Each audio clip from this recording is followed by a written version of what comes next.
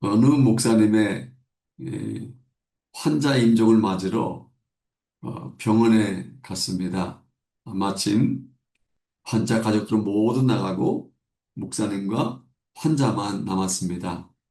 목사님이 마지막으로 하실 말씀은 없으십니까? 하고 묻자 환자는 괴로운 표정으로 힘을 다해 손을 허우적거렸습니다. 목사님은 말씀하기 힘드시면 글로 써보세요 하고 종이와 연필을 주었습니다. 환자는 버둥거림이 먼저 힘을 힘들게 적다가 숨을 거두고 말았습니다. 목사님은 종이를 가지고 병실 밖으로 나와 슬퍼하는 가족들에게 말했습니다.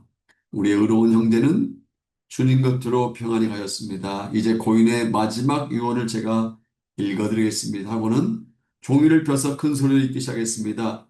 발치워 너 산소호흡기 줄 밟았어. 아마도 누군가 웃으라고 만든 유머인 것 같은데 사람들이 세상을 떠나기 전에 마지막 남기는 말을 유언이라고 합니다.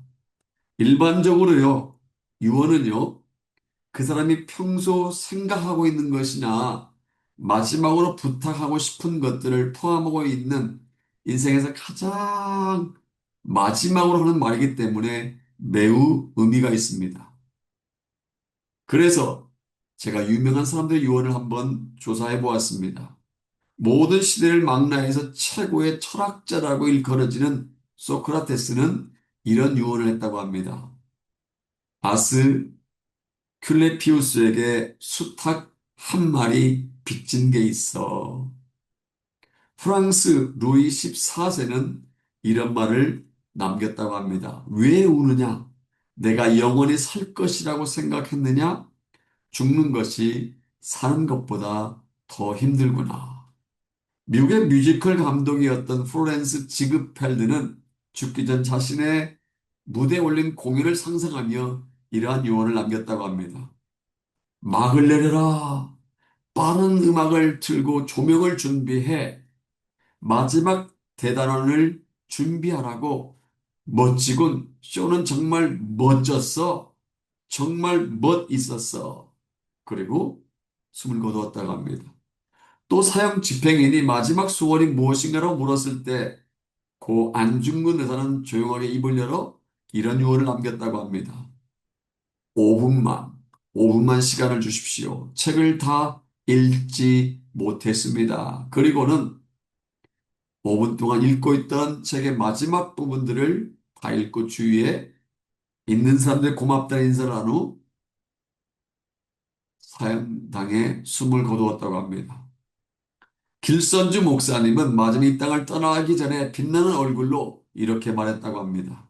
하늘에서 전보가 왔으니 이제 그만 가보아야겠습니다.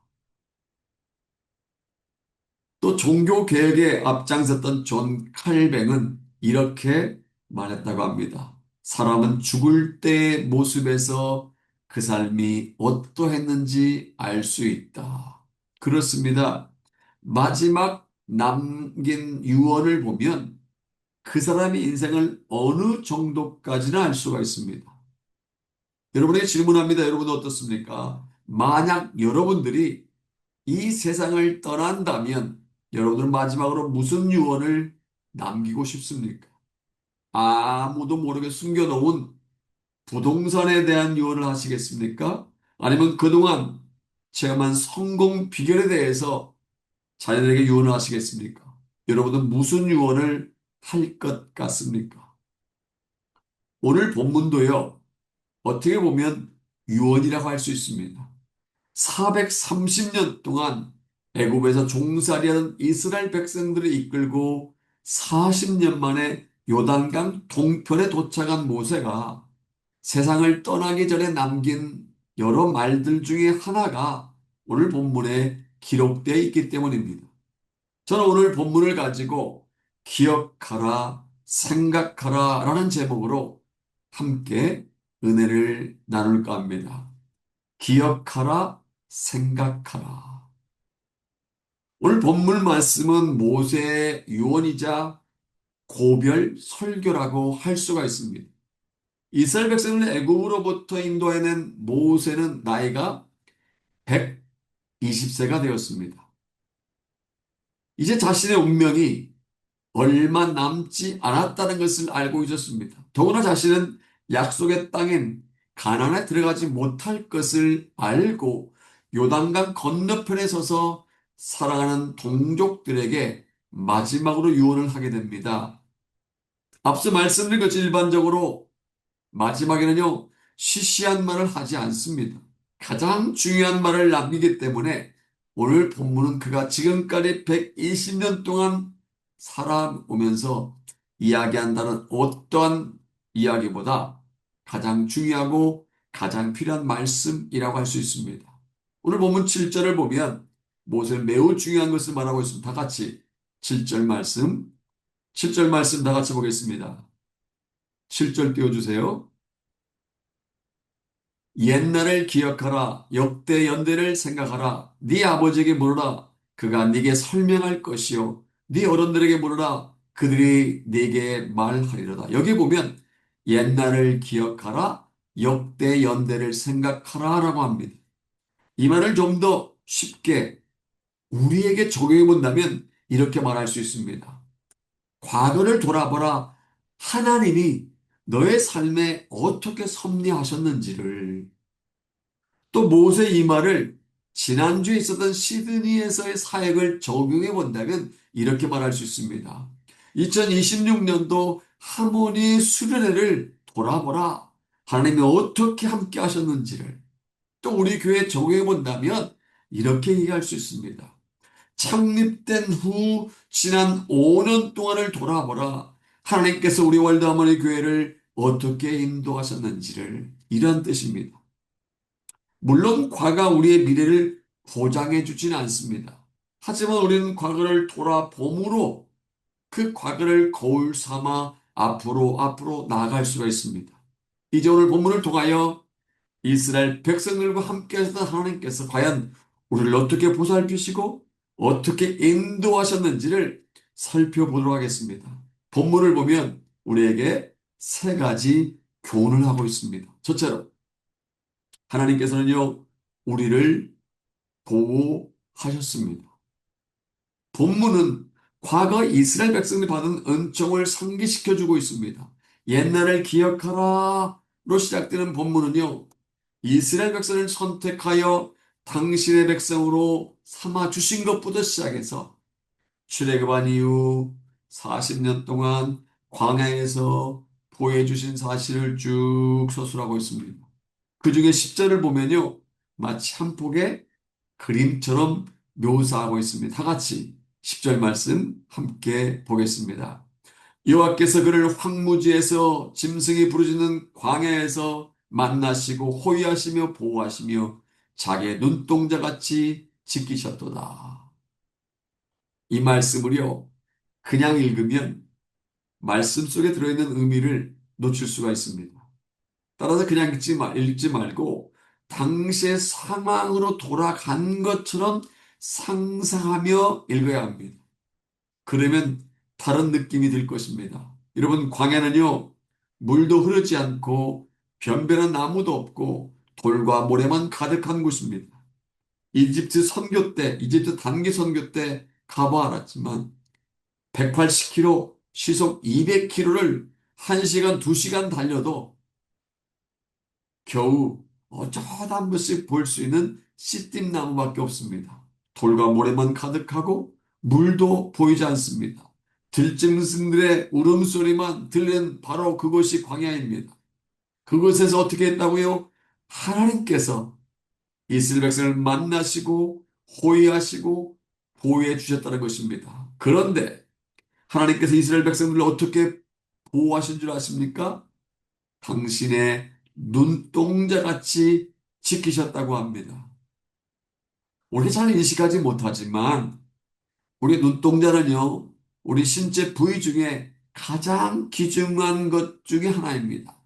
또한 가장 쉽게 다칠 수 있는 약한 부위 중에 하나입니다. 아마 고 강영우 박사님을 아시는 분들이 계실 것입니다. 이미 하늘나라에 가신 지 14년이나 되었지만 그분은 살아계실 때 장애인들에게 뿐만 아니라 많은 사람들에게 큰 영향을 끼치신 분이십니다. 그분은 연세대학교를 졸업하시고 미국으로 유학을 가서 석박사 학위를 취득하고 과거 부시 대통령이 이끄는 미국 정부의 장애인 정책 차관무하고 유엔 세계장애위원회 부의장이라는 높은 지위에 오른 입지전적의 인물입니다. 그분의 책을 보면 우리의 눈이 얼마나 약한지를 잘 알 수 있습니다. 그분은 중학교를 다니던 14살 나이에 축구공에 맞아서 실명을 했습니다. 갑자기 어느 날 갑자기 맹인이 되었습니다. 그분은 실명한 이후부터 인생이 완전히 180도로 뒤바뀌어 버렸습니다. 축구공 한 방에 한 치 앞도 볼 수 없는 맹인이 되었고 혼자서는 살 수 없는 장애인이 되어 버린 것입니다. 이렇게 우리 눈은요, 많은 신체 부위 중에 가장 중요한 부위에 속하고 가장 연약한 부위에 속한다고 할 수 있습니다. 또한 우리의 눈동자는요, 엄청난 신비를 간직하고 있다고 합니다.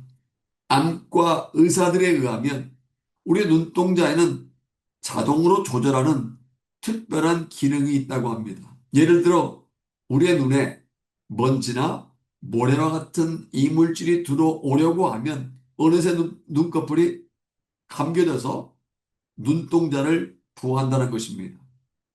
이런 작용이 가능한 것은 눈이 가지고 있는 특수한 구조 때문입니다.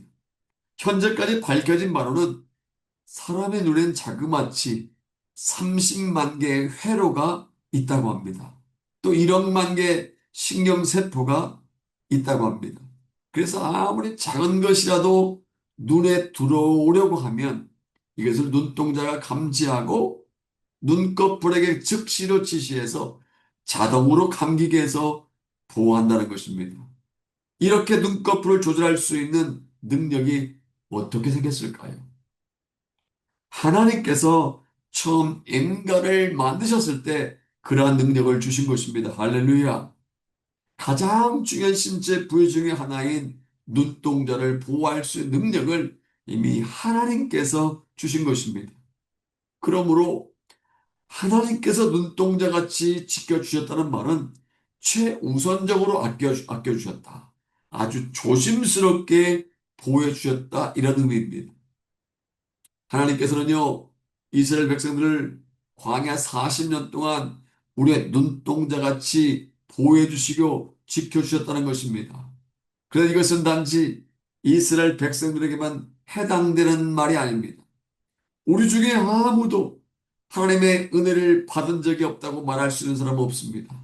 먹는 것, 마시는 것, 입는 것, 하다못해 숨을 쉬는 것까지도 하나님의 도우심이 없으면 살지를 못합니다. 어느 잡지에 보니까 성인을 기준으로 심장은요, 하루 동안 자그마치 10만 3,689번을 뛴다고 합니다. 내가 밥을 먹을 때에도, 내가 일을 할 때에도, 내가 운동을 할 때도, 무의식 중에 내가 잠을 잘 때도 우리 심장은요, 10만 3,689번을 뛴다는 것입니다. 놀랍지 않습니까? 또 하루 동안 2만 3,040번을 숨을 쉰다고 합니다. 또 하루에 700만 개의 두뇌세포를 사용하여 산다고 합니다. 놀랍지 않습니까? 내가 무슨 수고를 해서 심장이 이렇게 잘 뛰고 있습니까? 내가 무슨 수고를 해서 나의 폐가 호흡을 하고 있습니까? 내가 무슨 노력으로 나의 두뇌세포가 7만 개씩, 700만 개씩이나 사용됩니까? 아닙니다. 나는 아무 수고도 하지 않는데도, 나는 생각조차 하지 않는데도, 하나님께 나의 인체를 그렇게 만들어 주시고, 나의 심장과 폐와 세포를 움직여 주셔서 내가 살고 있다는 사실입니다. 이것이 주님의 구하심과 도우심이 아니겠습니까? 우리는 눈동자같이 보여주신 하나님의 은혜로 말미암아 오늘까지 살아오게 된 줄로 믿습니다. 문제를 만났든지 문제를 만나지 않았든지 하나님의 보호하심이 있었기 때문에 지금 이렇게 예배를 드릴 수 있게 된 줄로 믿습니다. 그러므로 지난 일주일 동안의 수련의 기간 동안 더 나아가 지난 5년 동안 우리를 이끌어 주신, 우리 교회를 이끌어 주신 하나님의 은혜를 기억하시기를 바랍니다. 하나가 지금까지 우리를 인도해 주시고 우리 가정을 이끌어 주신 하나님의 사랑에 감사하시기를 바랍니다. 둘째로 하나님께서는요, 우리를 연단하셨습니다. 하나님께서 보호하시고 도우셔서 오늘에 이르렀다는 제 말에 어떤 분들은 이렇게 생각하시는 분도 계실 것입니다. 목사님, 하나님께서 도우셨다고요? 웃기지 마십시오. 지난해를 생각만 해도 지긋지긋합니다. 더 이상 기억하기도 싫습니다. 말도 많고 탈도 많고 기쁨도 많고 슬픔도 많았던 지난날이었을지도 모릅니다. 아니, 지금도 그러한 삶을 살고 있을지도 모릅니다. 어쩌면 그와 같은 시절이 다시 올까 두려울지도 모릅니다. 그러나 기억하기조차 싫은 과거라 할지라도 미래를 위해서는 돌아볼 필요가 있습니다. 하나님께서는 당신의 백성들을 보호하신다고 해서 항상 평화롭고 항상 만사 형통하게 이끄시는 것은 아닙니다. 하나님께서는요, 때때로 당신의 백성들을 연단, 트레이닝, 훈련하십니다. 다 같이 11절 보겠습니다. 마치 독수리가 자기의 보금자리를 어지럽게 하며 자기의 새끼 위에 너풀거리며 그의 날개를 펴서 새끼를 받으며 그의 날개 위에 그것을 엎는 것 같이 여기 마치 독수리가라는 이 말씀을 눈여겨봐야 합니다. 독수리가 자기 새끼를 다루듯이 우리를 다루시는 하나님이라고 합니다. 이 말씀을 정확히 이해하려면 독수리의 생태를 알아야 합니다. 일반적으로 독수리는 보금자리를요, 높은 절벽이나 또한 벼랑이 위에 만든다고 합니다. 아무나 접근하지 못하는 곳에 튼튼한 둥지를 치고 거기에 자기 털이나 부드러운 물질로 푹신한 침대를 마련합니다. 그 다음 거기에 알을 낳고 오랫동안 알을 품은 후 알에 나온 새끼를 기릅니다. 독수리 새끼는 튼튼한 집에서 어미 독수리가 물어다주는 음식을 먹이를 받아 먹으면서 하루 종일 기분 좋게 지냅니다. 새끼들은 난공불락의 요새와 같은 집에서 아무 걱정 없이 자라갑니다. 그런데 어느 날 이상한 일이 벌어집니다. 어떤 조류학자들 말에 의하면 어미 독수리는 새끼를 끌어내기에 푹신푹신한 깃털 침대를 깃털들 다 전부 밖으로 둥지 밖으로 물어서 던져버린다고 합니다. 그러면 바닥에 딱딱해졌기 때문에 새끼는 견디다 못해 밖으로 기어 나온다고 합니다. 다른 학설에 의하면 어미 독수리는 가시나무를 그 보금자리에다가 집어넣어서 새끼들을 찌르도록 한다고 합니다. 결국 새끼 독수리는 둥지 밖으로 기어 나오다가 밑으로 곤두박질 치게 됩니다. 새끼 독수리는 나 죽는다 하며 열심히 날개를 움직여 날려고 하지만 날지 못하고 비명을 지르면서 땅바닥을 향해 떨어집니다. 어미 독수리는 공중에서 새끼가 떨어지는 것을 한참 동안 지켜보기만 합니다. 조금만 지체하면 새끼가 땅바닥에 부딪혀 박살날 것 같을 때 그때 어미 독수리는 손살같이 내려가서 커다란 날개로 그 새끼 독수리를 안전하게 받아 다시금 하늘 높이 솟아오릅니다. 얼마만큼 시간이 지나 다시 새끼를 떨어뜨립니다. 그러다가 땅바닥에 부딪혀 박살이 나려고 할 때 날아와서 다시 받아주고 또다시 떨어지기를 반복합니다. 결국 새끼 독수리는 이런 훈련을 반복함으로 말미암아 하늘의 제왕 독수리답게 변화되어 간다고 합니다. 앞서 읽은 11절 말씀이 바로 이러한 내용입니다.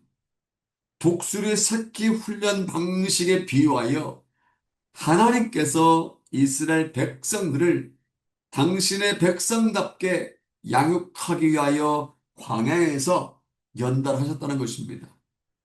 하나님께서 이스라엘 백성을 40년 광야 생활 동안 보호하신 것은 사실이지만 부하시는 과정에 있어서 때로는 갈증과 배고픔, 전쟁과 질병 등 온갖 고초를 겪게도 하셨습니다. 이것은 하나님께 당신의 백성들을 트레이닝, 연단시키는 과정이었던 것입니다. 이것은 오늘 살아가는 우리에게도 적용되는 말씀입니다.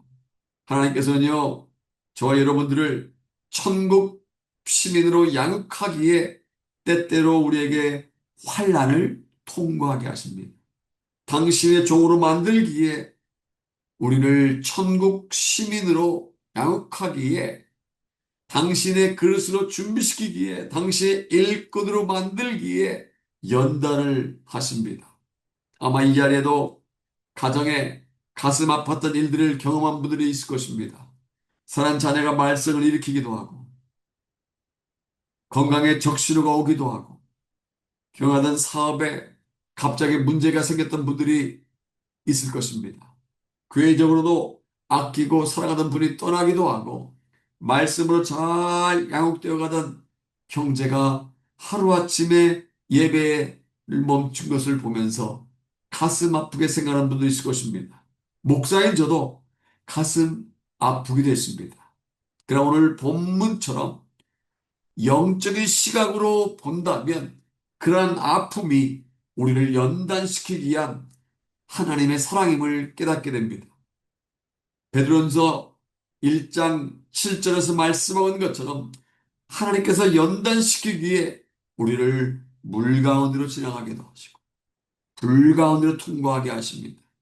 이러한 연단의 과정을 가리켜 시편 기자는 이렇게 고백합니다. 고난 당하기 전에는 내가 그릇 행하였더니 이제는 주의 말씀을 지키나이다. 고난 당하기 전에는 내가 그릇 행하였더니 이제는 주의 말씀을 지키나이다. 무슨 말입니까? 고난이 유익이 되었다는 것입니다. 고난을 통해 자신이 변화되었다는 것입니다. 그렇습니다. 우리는 고난의 유익을 기억해야 할 줄로 믿습니다. 우리는 하나님께서 우리를 연단시키는 분명한 뜻을 깨달아야 할 줄로 믿습니다. 그러므로 고난과 연단은 하나님께서 우리를 당신의 백성으로 삼으시고 훈련시키기 위한 것임을 믿으시기 바랍니다. 그 지나고 오는 동안 우리와 우리 교회를 연단하신 하나님께 감사하는 저와 여러분 되기를 소원합니다. 마지막 세 번째로 하나님께서는 우리를 인도하십니다. 모세가 앞서 언급한 두 가지는 즉 보호와 연단은요 과거형인 반면에 여기 세 번째는 미래형입니다. 여러분 이스라엘 백성들이 광야 생활하는 동안 궁극적인 목적이 무엇인지 아십니까? 이스라엘 백성들이 광야에서 언제까지나 이리 찢기고 저리 찢기고 이리 터지고 저리 터지는 삶을 살아야 합니까? 아닙니다. 그들은 약속의 땅인 가나안 땅에 젖과 꿀이 흐르는 가나안 땅에 입성하기에 40년 동안 광야에 머물렀습니다. 그는 그 목적지를 위해서 무려 40년을 몸부림친 것입니다.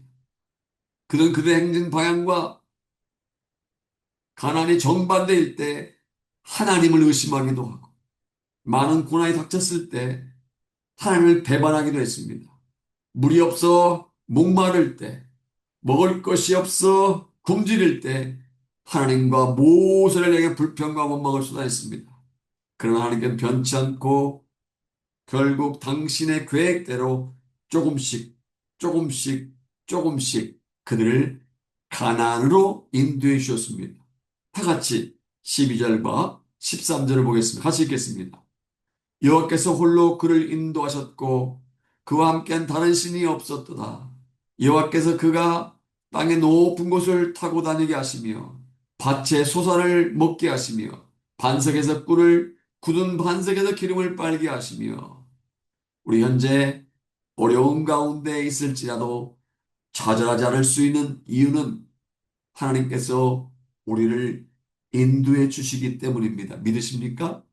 세상 끝날까지 우리가 항상 함께 임마누엘 하시며 우리를 인도해 주시기 때문에 현재 고난이 있다 할지라도 장차 올 영광과 좋게 비교될 수 없기 때문에 좌절하지 않고 그 안에서도 인내하며 소망을 품을 수 있는 것입니다. 2차 세계대전이 심하던 때 중요한 임무를 띈 영국의 기사 한 척이 대서양을 건너 미국으로 가게 되었습니다. 항로가 매우 위험한 길이었고 독일 공군기의 공격을 받을 수 있기 때문에 그 배의 선장에게는 다음과 같은 비밀 메시지가 전달되었습니다. 여기에 나타나 있는 항로를 따라서 똑바로 갈 것. 무슨 일이 있어도 이 길에서 좌우로 벗어나서는 안 됨. 어떤 도움이 필요할 때는 다음의 비밀보호로 즉시 무전을 칠 것. 이 기사는 며칠 동안 항해하여 미국으로 가던 중 하루는 적의 군함 한 척을 발견합니다. 선장은 즉시 비밀보호로 다음과 같은 무전을 칩니다. 적의 군함이 보임. 어떻게 할지 지시를 바람. 그러자 어디에 있는지 알 수가 없는 배에서 무전으로 연락이 왔습니다. 똑바로 갈 것. 우리가 옆에서 다 알고 지키고 있음. 사방을 둘러보아도 눈에 보이는 영국의 전함이 한 척도 없었습니다. 그렇지만 기선을 모는 선장은 지시에 따라 똑바로 나아갔습니다. 드디어 목적지인 미국의 항구에 도착하여 입항하게 되었습니다. 그런데 그 기선을 따라 영국의 잠수함 한 척이 같은 항구로 입항해서 들어오는 것이었습니다. 알고 보니 이 잠수함은 비록 눈으로는 볼 수 없었지만 기선이 영국을 떠나 미국에 도착할 때까지 계속 옆에서 지켜주며 필요시에는 언제나 도와주려고 따라왔던 것입니다. 저는요, 하나님께서도 이와 같으신 분이라고 생각합니다. 우리들은 보이지 않으시지만 성령으로 항상 우리와 동행하시며 우리를 인도해 주신 줄로 믿습니다. 이스라엘 백성을 축복의 땅이요 적과 꿀이 흐르는 가나안 땅으로 인도해 주신 것처럼 하나님께서 저와 여러분들을 천국으로 인도해 가시는 줄로 믿습니다. 지난 5년 동안 월드 하모니 공동체를 여러 가지 모양으로 보호해 주시고 연단시켜 주신 하나님께서 앞으로도 인도해 주실 줄로 믿습니다. 사랑하는 하모니가 여러분,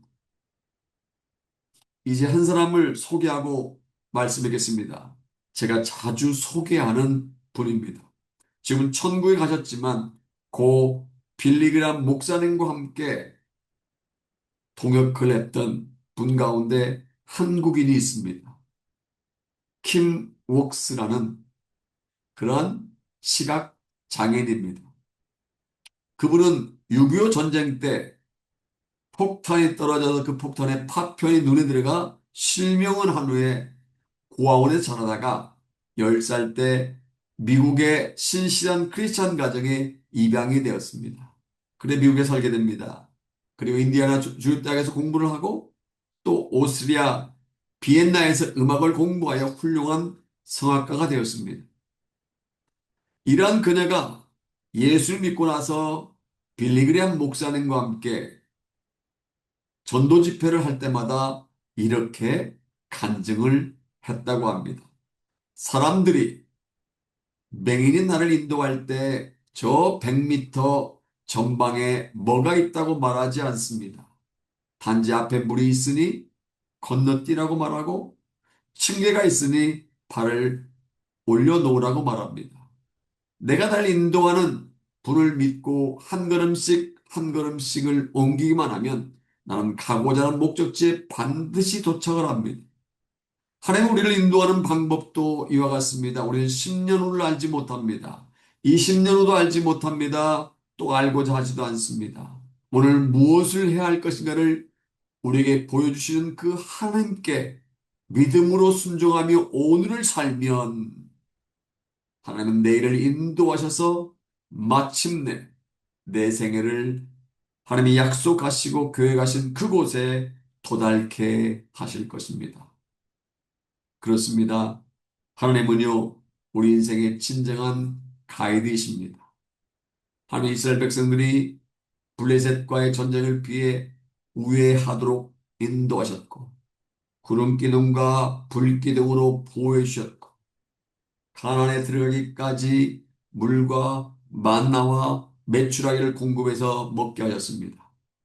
지금으로부터 3,500년 전 이스라엘 백성들을 애굽에서 가나안까지 인도하신 하나님은요, 우리 인생의 최고의 가이드이십니다. 여러분, 우리가 여행을 하다 보면 가이드의 중요성을 알게 되지 않습니까?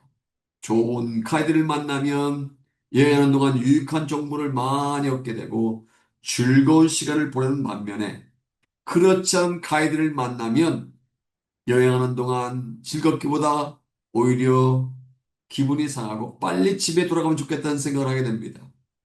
처음으로 방문한 지역을 여행할 때 가이드는요 매우 중요합니다.